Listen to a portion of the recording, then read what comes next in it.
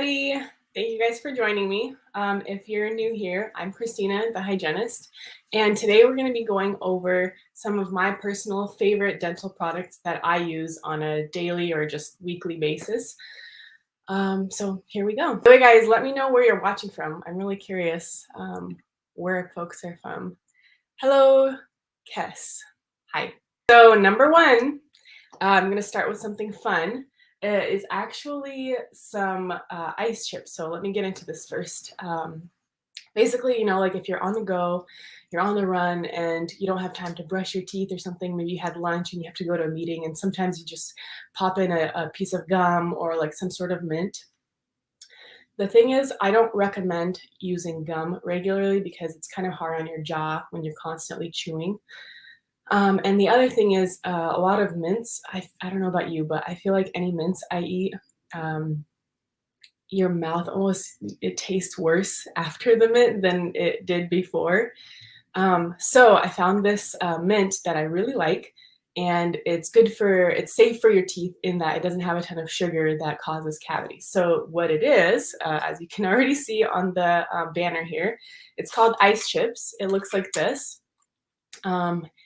If you live in the States, you can get it on Amazon, and some grocery stores carry them, but they come in a lot of flavors. I've tried a few of them. I really like the mint flavor the most, especially obviously if you're trying to freshen your breath. Mint is the way to go. But it's made with a sugar called xylitol, which actually helps to prevent cavities, or it doesn't cause cavities. Basically, the bacteria in your mouth, when it processes this sugar, it kind of like explodes and can't actually affect your teeth. It dies because of the sugar. So one small note, you shouldn't eat a ton of these because our body doesn't process xylitol very well either. So obviously don't make a meal out of it. And then don't keep it away from your pets if you have dogs or cats, because xylitol is kind of harmful to their digestive system as well. But yeah, my favorite mint is ice chips. By the way, I will be leaving links to all of my favorite products in the description below. If you guys want to check out my video later, it'll be up on YouTube with all the links to these products. Okay, so next up, I'm going to be talking about my favorite toothbrush. So before I let you guys know what that is, maybe some of you already know, but I personally use a manual toothbrush over an electric. Couple of reasons. The main reason is the electric toothbrush tends to be a little bit more abrasive. And so over time, especially if you're younger in years and you're using an electric toothbrush from the get-go, it can be a little bit more abrasive with all that vibration and scrubbing of your teeth. Plus, because it's more aggressive with all the movements, the bristles tend to kind of have to be a little bit more stiff. You know, with some manual toothbrushes, you can get like really, really soft bristles. But with the electric toothbrush, I've tried a lot of different ones, and they all kind of stick to a certain like medium-ish hardness, just because it needs to withstand its own pressure and movement, if that makes sense. So yeah, anyway, I use a manual toothbrush, and my favorite manual toothbrush is called the NIMBUS toothbrush. Here it is. The reason why it's my favorite is because these bristles here are kind of an interesting configuration. If you guys can see, the top like 3 or 4 millimeters are a little bit thinner. Oh, there you go. Kind of, there it is. They're very thin bristles, and they're supported by slightly thicker bristles a little bit below those. Overall, though, these bristles are super soft, and I know it's scary to people who are used to using medium bristled toothbrush bristles, but in order to remove plaque, it doesn't take a lot of effort. It doesn't take medium or hard bristles. In fact, soft is the way to go.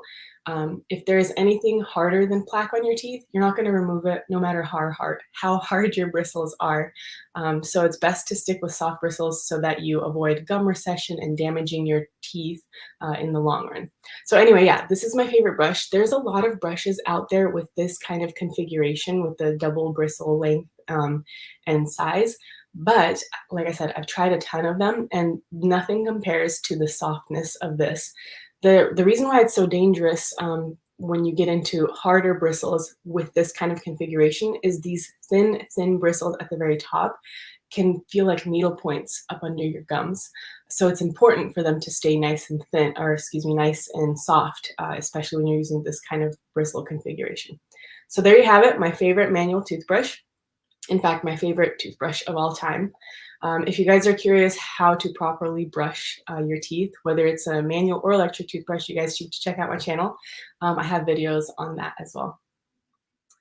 Okay, so I know I talked about like how I'm not a huge fan of electric toothbrushes, but if I were to use an electric brush, which I will down the road, probably when I'm like old and gray and I can't hold a regular toothbrush very well, I do prefer the the Oral-B electric toothbrush. Here's what it looks like. Of all the electric toothbrushes, I find that Oral-B is the most effective. I don't know, just the coolest brush, because the way the brush movements work is instead of like just vibrating back and forth like a lot of toothbrushes or sonic toothbrushes, this one actually rotates and it pulsates. So it's like a lot of cleaning mechanism going on your teeth. And I like the fact that it's round. If you think about it, our teeth are kind of, I mean, they're not super round, but they're not like super elongated as you would see with like a Sonicare or something, right? So this actually looks a lot like our own the tools that we use as dental hygienists to polish your teeth, right? So it kind of hugs your teeth really well, and I just love the contour of it. So if and when I ever use an electric toothbrush, I like the Oral-B. There's no need to get super fancy with like the super new models. Honestly, the brush configuration is still the same. The only difference is they come with like, you can download an app with it, and there's all these smart features, and that's why it's more expensive. But yeah, if you just get like a cheaper version, just the basic toothbrush, electric toothbrush, Oral-B, you'll be good to go. Okay, cool. I'm just checking up the comments here. Hello from Trinidad. Wow, that's a ways away. And Bosnia, very cool. Thank you. Okay, here we go. So enough with the toothbrushes. Now I'm going to get into the floss. Arguably, I like floss more than toothbrushes or brushing because it actually cleans in the areas where nothing reaches, right? Not your toothbrush, some foods can help kind of cleanse your teeth, like celery, for example. I'm just thinking of a conversation I had with one of my viewers. Some foods are like self-cleansing, but nothing gets in between the teeth. So flossing is super important. And it's actually important the kind of floss you use too, because there are some that are super slick and they don't have a lot of texture to them, so they don't grab the plaque very well. And then there's flosses that are a lot more textured. Maybe they're a little more uncomfortable to use because they're thicker. So I found a happy medium, happy middle, and I'm kind of in love with it. So the floss that I use right now is called Cocofloss. Ooh, that's very bright. Hopefully you see that. There you go, Cocofloss. So this is actually like a trial size or sample size. But yeah, I really like it because, let's see if I can show you guys. First of all, the color is blue, which is awesome because it shows your plaque very well. So it kind of motivates you to floss because you're like, oh, that gunk was in between my teeth. Let me clean it out some more. Also, as you can see, it's obviously string. It's not like the little plastic flossers that you can use as well. I do prefer string because it wraps around the teeth better. And you're using a fresh piece of floss between each tooth, right? So instead of using one little piece of floss attached to this plastic fork and just kind of spreading the gunk from tooth to tooth, I use a long piece, much longer than this actually. And then like I wrap it around my finger, and as I floss, I just keep wrapping it and kind of sliding the plaque through and out of my teeth. So yeah, apart from the blue color, it's also a little more textured. I don't know if you guys can see. the filaments. It's a lot more textured than just a regular simple waxed floss. But it's nice and compact because and because of that, it doesn't snag like on a lot of fillings or stuff that people run into when they have tight teeth or restorations. So I really, really like this floss. The only downside I would say is as far as floss goes, this is probably a lot more on the expensive side than other flosses. Like what you can get with a regular floss for a couple of bucks, this probably runs for like around 8, 9, $10. So kind of bougie, but I really like it. Anyone drinking coffee this morning? Actually, this isn't even coffee. This is just water, but my throat gets dry. Okay. So yeah, just kind of a recap with the floss. It's important which kind you use.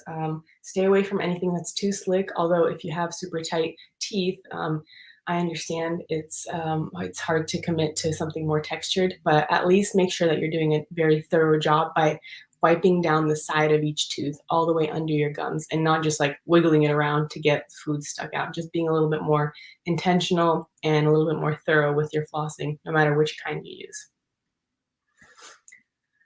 Okay, breathe. Let's see here. So my next topic is going to be toothpaste. So obviously, as a hygienist, I've tried a lot of different toothpastes, and over the years I've kind of stuck with like fluoride, non-fluoride.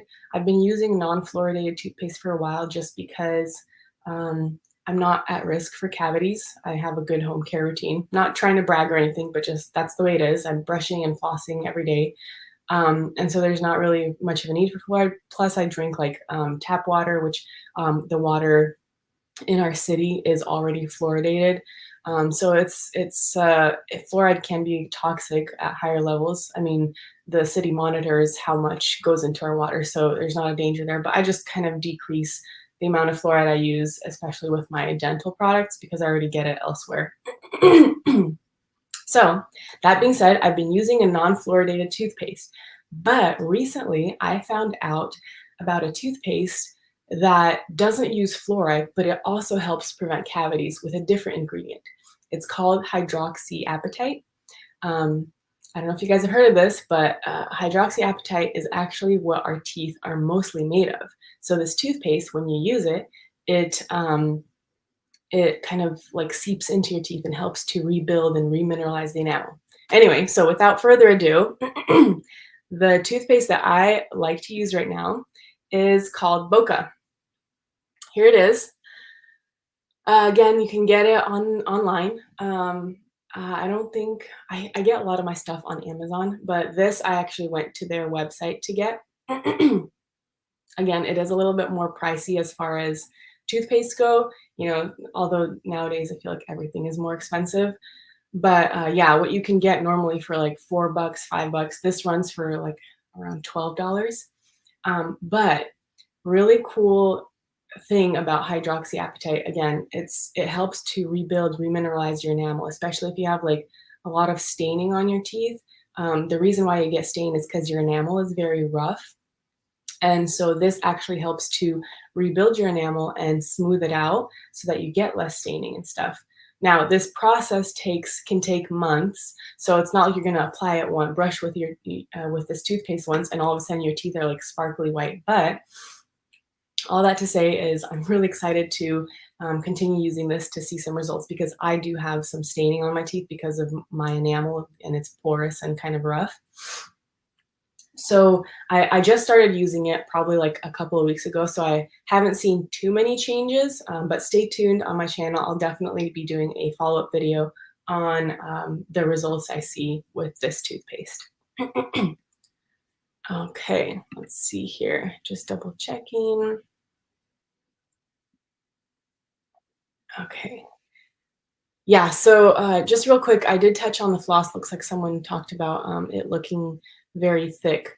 It does look kind of thick, especially if you're used to using like a tiny piece of string, but it is, like I said, it is compact, and I have generally pretty tight teeth, and it fits super easily. Like there's not a lot of resistance. I think it's the way it's there's maybe like a little coating on there too that helps it kind of slide in between your teeth. So anyway, I think it's worth a try, but up to you. I understand, like I said, some people have super tight teeth and it might not be the best fit, but either way.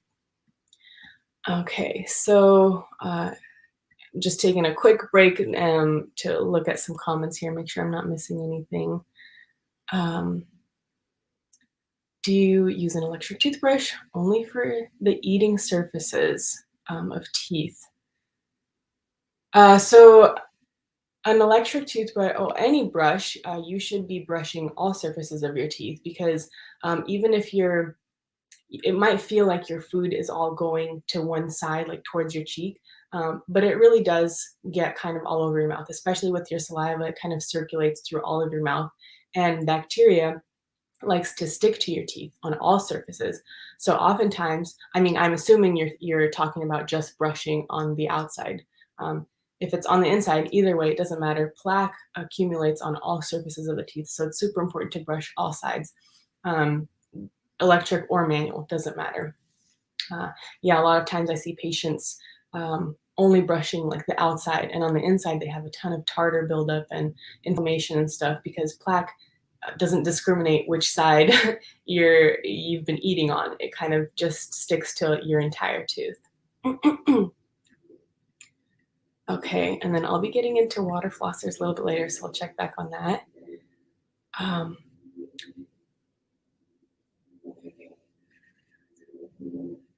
You guys have not a lot of nice questions. I have to read these.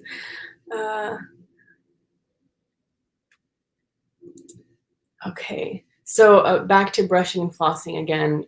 Looks like somebody mentioned that if you eat certain foods, it doesn't really matter if you brush and floss every day. I've actually done a challenge for a week straight. It's a video on my YouTube channel where I didn't brush or floss for an entire week, and I ate only vegetables. And I still built up a bunch of plaque, bottom line. So no matter what foods you eat, you may be less prone to plaque buildup for sure. And it might not be super harmful if you skip a day, of flossing or brushing, depends on your mouth, but it's hard to gauge that. And so it's better to be safe than sorry, right? So better to brush and floss daily. Again, I understand, and I've skipped a day of flossing once in a blue moon. But yeah, there are certain foods that do produce that. They don't produce less plaque, but they make the bacteria produce less of that stuff. So in a way, to a certain extent, yes, but not to the extent that like you can skip, like, I don't know, brushing every couple of days or once a week or whatever. It just kind of builds up over time. Plus we tend to miss spots anyway when we're brushing and flossing. Even I myself can miss areas, so it's better to get in there more frequently and do a nice thorough job. Yeah, there are a lot of, I was talking about my hydroxyapatite toothpaste. There are quite a few brands out there. What's available in the US, there's only a few that I know of. And I just kind of stuck with Boka for now because it's kind of in the middle in terms of pricing and the ingredients. I kind of looked over them, and then there's nothing crazy in there, like super weird additives or anything. But yeah, a lot of different brands of hydroxyapatite toothpaste. I think it's the future of dentistry. I don't know why America hasn't caught up to that yet. But yeah, hopefully one day soon. Cool. So let me get back to some of my favorite products, and then I will continue answering some of your guys' questions. These are great. Thank you, guys. Okay, so toothbrush, floss, toothpaste. Next, I'm going to talk about some mouthwash that I like to use. So first of all, I just want to say I don't use mouthwash on a regular basis. Again, just being a hygienist and having all that proper training with brushing and flossing, I feel like I do a pretty good job with just brushing and flossing. Once in a while, I'll use mouthwash just for like a quick breath freshening solution. or just to kind of flush things out. I don't know, just once in a blue moon. I don't like adhere to mouthwash every night or anything like that. If that's you, or if your dentist or dental hygienist recommended that to you, maybe there's a specific mouthwash that you were recommended to use, or like a prescription strength mouthwash for a specific problem, by all means continue using it. There are definitely quite a few benefits to mouthwash. Just me personally, with my brushing, flossing routine, and low risk of cavities, I don't really use mouthwash very often. But when I do, I like to use, here we go, Tom's fluoride-free mouthwash. So again, staying away from fluoride. I don't think I'm not like a conspiracy theorist, but again, like I just feel like I get enough fluoride in my water supply, and even the food that we eat, it gets processed with fluoridated water. So I just stay away from fluoride in general. But yeah, Tom's fluoride-free mouth rinse, again, available online. And I just use that, like, again, once in a while, just to kind of freshen my breath or whatever. I feel like, oh, we're running low. Did you guys notice that? We need to get some more. My husband uses mouthwash a lot more because he is not a hygienist and he doesn't like to brush and floss all the time. So he'll reach out for the mouthwash a little more often than I do, just to get a fresher breath. I don't know. Men, I'm just kidding. I don't know. Maybe you're a man watching and your routine is really good. Sorry. Okay, so next up, actually, I saw a few questions about water flossers. So I'm going to talk about what my favorite water flosser is. Before I get into that, I do want to say, though, again, I don't use water flossers on a regular basis. I used to use a water flosser a little more frequently when I had Invisalign, just because when I was wearing the trays, my gums would get kind of, not like gross, but like kind of boggy. Like think about wearing wet socks on your feet, all that your feet get kind of like wrinkly and nasty. So I would use a water flosser more when I had those trays in on a regular basis, just because water flossers help to kind of tighten up your gum tissue. And they do, to a certain extent, help to flush out stuff from between your teeth. Now, biggest issue I have with water flossers, ooh, sun came out. Sorry, I get distracted very easily. But biggest issue I have with water flossers is that they don't replace floss completely, like string floss, actual manual flossing, wiping the teeth. The reason is the water pressure is not strong enough to remove the film, the biofilm and the plaque that's stuck to our teeth. So to a certain extent, it does help flush things out that are kind of floating around in between your teeth, especially if you have like deeper pockets or wider spaces between your teeth. But you still need to actually wipe the sides of your teeth to get that layer of plaque off of them and prevent it from building up, turning to tartar, and causing issues like bone loss and stuff like that. So that being said, my favorite water flosser to use is actually just a generic portable water flosser. So like I said, I haven't been using one in a while, and I don't have one to show you guys, but I will leave a link to a wireless a portable water flosser in the description of this video later. But basically, your water flosser shouldn't cost, I mean, I shouldn't say how much it should cost because I don't know where you're watching from, what the prices are there, but like 30 bucks, like there's no need to spend hundreds of dollars, $100 or $200 on some fancy water flosser. Yeah, it's just a water pump, man. Like there's no need to go crazy. So yeah, generic water flosser, and remember, it doesn't replace flossing. So if you do use it, make sure that you're using it in addition to regular flossing. Okay, let me double check comments here.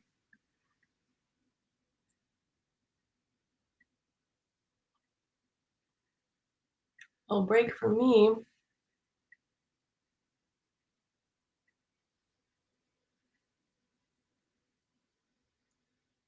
Yeah, I think I answered all the questions about water flossers. Sorry, I thought I saw more questions. Okay, so I see an interesting question here. Um, Controversial topic, but are we supposed to rinse after brushing or leave the residue of the toothpaste overnight? Great question. So if you think about it, when you go in to brush your teeth, you have a bunch of plaque on your teeth and all this nasty stuff, right? So when you brush it off and you just spit it out, there's still like plaque mixed with your toothpaste, and it's just kind of stuck on there or inside your mouth, and basically it's kind of gross. So I do understand though that toothpaste, the way it works is it's most effective when it's actually on your teeth. So what I've been doing actually with my hydroxyapatite toothpaste is I would brush and floss regularly, rinse out, spit out everything, get it nice and clean. And then I would put a little bit on my finger and actually just spread it along my teeth. And I do still wear trays, Invisalign retainer trays. So I just pop my trays in to let that kind of like seep in there overnight. So yeah, to a certain extent, it is good to have toothpaste on your like left overnight on your teeth, especially if you're like prone to cavities and there's a prescription strength toothpaste or a specific toothpaste that your dentist recommended to you. But it's kind of it's not a good idea to just brush and floss and like not rinse out all the gunk before you reapply that toothpaste, if that makes sense. Um,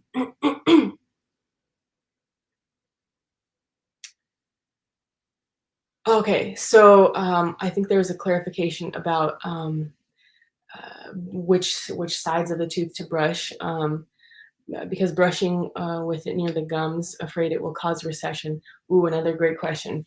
So that's the other thing that I don't like about electric toothbrushes is because they are so abrasive. Again, it can cause some gum recession over time, over longer periods of use. But it's still very important to brush your teeth along the gum line because that's where actually plaque builds up and accumulates and stays on your teeth, is right along the gum line and underneath the gums. So under no circumstances should you ever avoid the gums when you're brushing your teeth. If you already have recession, avoiding brushing your teeth along the gum line will only make that recession worse because the plaque starts to build up under there and cause bone loss, and then eventually more recession. So always brush your teeth along the gum line. And yes, that's exactly why I use a manual toothbrush right now. Um, and it's not like I recommend it for patients to only use a manual toothbrush, especially if they're struggling with technique and dexterity, like hand movement. Um, but if you're able to use the proper technique with using a manual toothbrush, I say manual all the way. But yeah, always brush along the gum line because our food actually kind of even helps cleanse the top surfaces of our teeth, but nothing really or touches that plaque along the gum line, so it has to be removed with brushing. Cool. Okay. Okay, so obviously some people don't have access to certain products, like the mouthwash that I use, Tom's, non-fluoridated. The next brand I would recommend, again, I don't use mouthwashes very much, so I'm not too like super well versed in all the different brands out there. But the next one up, I would say if you have like ACT brand mouthwash. I'm pretty sure it's fluoridated, so I don't know. It's hard to recommend a product for individuals without like knowing your entire health history and like what your teeth look like, what they might benefit from. So I think that would be a great question to bring up to potentially your dentist because there's just so many mouthwashes out there with so many different benefits. Um, some mouthwashes are good for one thing but not good for another.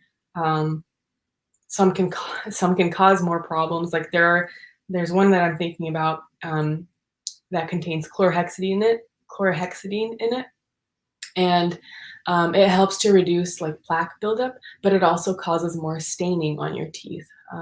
So if you're worried about that, it's not really a good option. So yeah, I'm sorry, I can't really like recommend a specific mouthwash. I think it would be kind of a follow-up conversation maybe or something. Um, okay, so yeah, fluoride is no good and root canal should be illegal. I love this. Actually used to work as a dental assistant for an endodontic doctor, for an endodontist. And maybe I'm a little biased, but I think root canals can be life-saving if they're done for the right reasons, obviously. And basically, it's the last resort to save a tooth when otherwise it will have to be pulled out. Most of the time, why root canals happen is or need to be done is because uh, there was a fill or a cavity, excuse me, that got too deep and close to the nerve. So it actually affected the nerve and the blood supply inside the tooth and caused that nerve to die and kind of to not like rot inside, but basically to die and cause a lot of pain. So ultimately, without a root canal, you just have to pull the tooth out. But with a root canal, what they do is just take out all that dead nerve, clean it out really well, and replace it with a root canal filling material. And then teeth can last, a decade, 2 decades, whatever, versus the alternative of not having that tooth. I mean, it sucks. Yeah, a lot of times root canals potentially could have been avoided. A lot of dentists or dental professionals, are kind of after the money, maybe. I don't know. I'm not speaking. I can't think of anyone from experience, but I've heard stories, so it's unfortunate. It's helpful to get maybe a couple of opinions, second opinion, maybe when you need a root canal. But generally speaking, I think root canals are pretty awesome, like tooth saving procedures if that's what's needed and it can work for your tooth.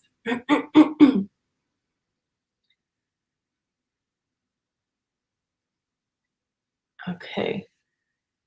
All right. Are there any foods that I would avoid actively because of acidity or sugar? Yeah, acidic and sugar foods, sugary foods. um, Definitely soda. I avoid soda. Sorry, guys. The question is, I don't know if I just like went through that real quick, but are there foods that you should actively avoid because of acidity or sugar? My brain is just crazy. But yeah, I don't drink soda, carbonated drinks very much, especially sugary carbonated drinks like Coca-Cola, Pepsi, Sprite, Fanta, whatever you guys have available to you. I don't even remember the last time I had a sip of that.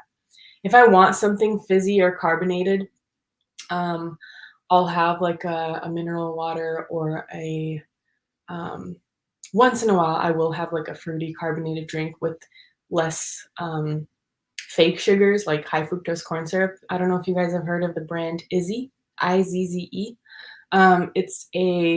It's a fruit drink that's carbonated, but it's actual like juice with carbonation. So it's a little bit healthier version, but it is still sugar and it is still carbonation and acid. So I don't have it all the time. But definitely, definitely, if you guys are drinking Coke or Sprite or anything like that, I would cut it out like immediately because that's super acidic and super sugary. But generally speaking, though, most foods I don't limit myself apart from like some food sensitivities that I've been having. But most foods it's okay to eat as long as you're brushing and flossing by the end of the day. Maybe if you're sipping on coffee all day long, that's pretty acidic. um, it's better to like have it closer to like one sitting, like within 1 hour or whatever, and at least like swish with some water after you're done, just to like cut down on the acidity. But yeah, with a good home care routine, there's not really too much of a limit on the foods you can eat that would affect your teeth, your whole body. That's a different story. You should avoid carbs and processed sugars and stuff in general just for your health, but um, yeah, enjoy your food. Just brush and floss afterwards. Okay, so let me get back to. Okay, I've kind of gone over almost everything that I use, but there's one more bonus product that I really like. Um, And it's not something I use every day, but mostly I use it to check how well I've been brushing or if there are any spots that I miss. And that is Disclosing tablets. Ta-da! So they come in like a pack, a huge pack of, I don't know how many, 20, 50. But again, I get it online, like on Amazon. But disclosing tablets are super awesome because how you use it is you just either before or after you brush. I prefer to do it after I brush, but you just put it in your mouth, you chew it up, and kind of spread it around with your saliva. And anything that is left over on your teeth in terms of plaque, it actually lights up bright pink. It doesn't light up. This isn't like a glow in the dark thing. The pink dye actually just sticks to the plaque more, so you can see the spots that you missed when you're brushing. Such a cool feature to use once in a while, especially if you're just starting out with using a new toothbrush or you're just not sure if you're brushing well on all the surfaces. But it really just shows where you're missing and what would be, basically just to go back and get those spots a little bit better. So yeah, I oftentimes I recommend this for kids. It's just kind of a fun way to get them to brush better. But adults benefit from this too, because believe it or not, as adults, we don't often brush our teeth perfectly either. So yeah, the only thing I would say about these disclosing tablets is they're bright pink and they can stain. So just be very careful when you use them. You want to stand over your sink, and don't just like sneeze on yourself when you're in the middle of chewing a disclosing tablet. Um, it can kind of stain your sink too, but alcohol removes it very easily. So if you ever happen to use one and you kind of spit in your sink and it's like bright pink everywhere and you're like freaking out, like, oh, Christina told me to use this and it's staining everything, no problem. Alcohol can get it off of your sink very easily. I don't know about clothes. I've never actually, knock on wood, gotten it on my clothes, but yeah, you're on your own there if you get it all over your shirt. So, checking. Okay, guys, that is all for my for the stuff that I use. If you guys have any further questions, feel free to come back onto my channel at any point, or I have my email on there too, to email questions if you're not comfortable with like sharing whatever it is you want to share. But yeah, thank you guys so much for watching, and check back with me. Stay tuned for more cool videos. Let's see if I can get out of here. Alrighty, bye.